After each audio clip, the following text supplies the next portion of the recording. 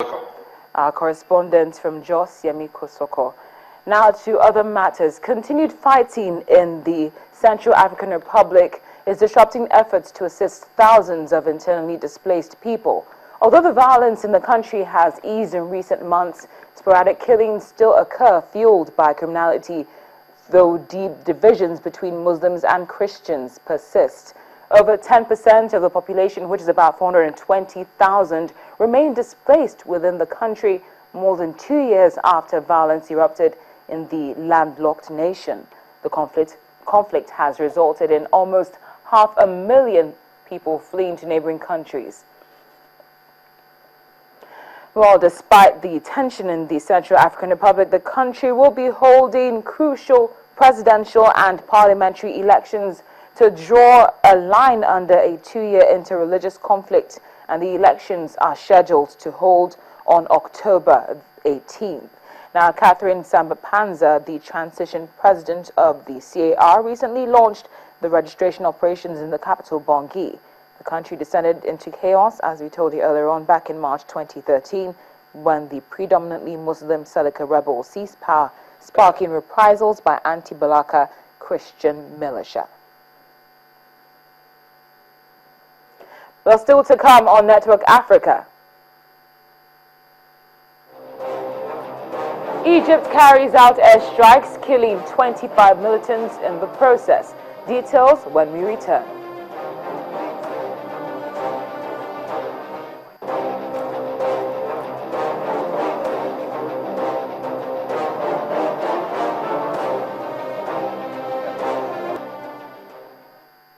Welcome back. You're still watching Network Africa on Channels Television.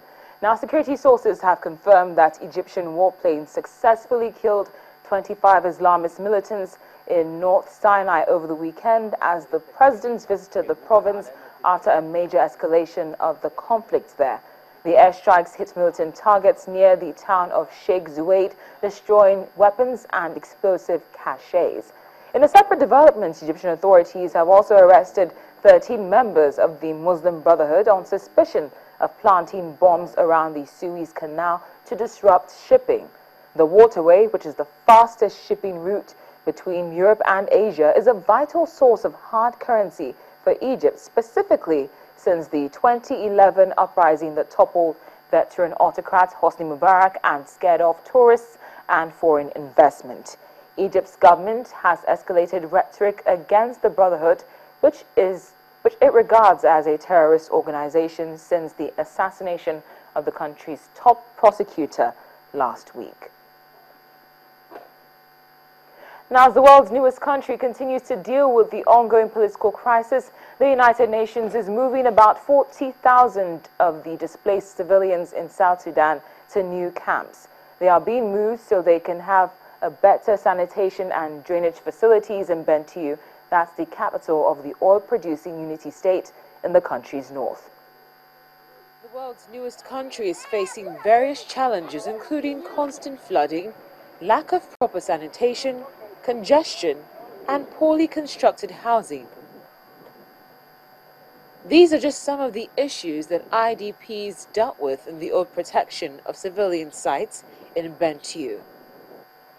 The new area, which was constructed by the UN and other partners, is being managed by the Danish Refugee Council.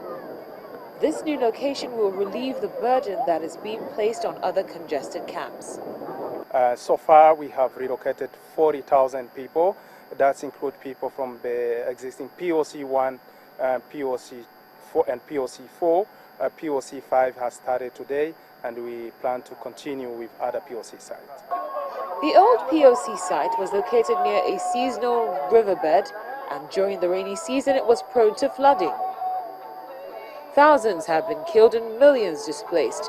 Several ceasefires have been agreed but broken. Talks are set to resume in mid-July to try to end the conflict in South Sudan, which seceded from Sudan back in 2011. Engineers have had the new POC area elevated, and considerations have been made to improve sanitation, drainage, and space allocation per family. Displaced families have been formally registered and given biometric cards which contain all their personal data and will be presented for identification when those in the camp collect allocation vouchers. The new POC site has health and education facilities, along with improved water, among other services. The relocation started end of May, around 25th of May, and it's going on. And according to schedule, we do hope by 6th of July we will have relocated all the IDPs to the new site with better living conditions. The United Nations Security Council has blacklisted 6 generals for the roles they might have played in fueling the tension. But according to analysts, it's a step in the wrong direction, as they are not the parties who are directly responsible for the crisis.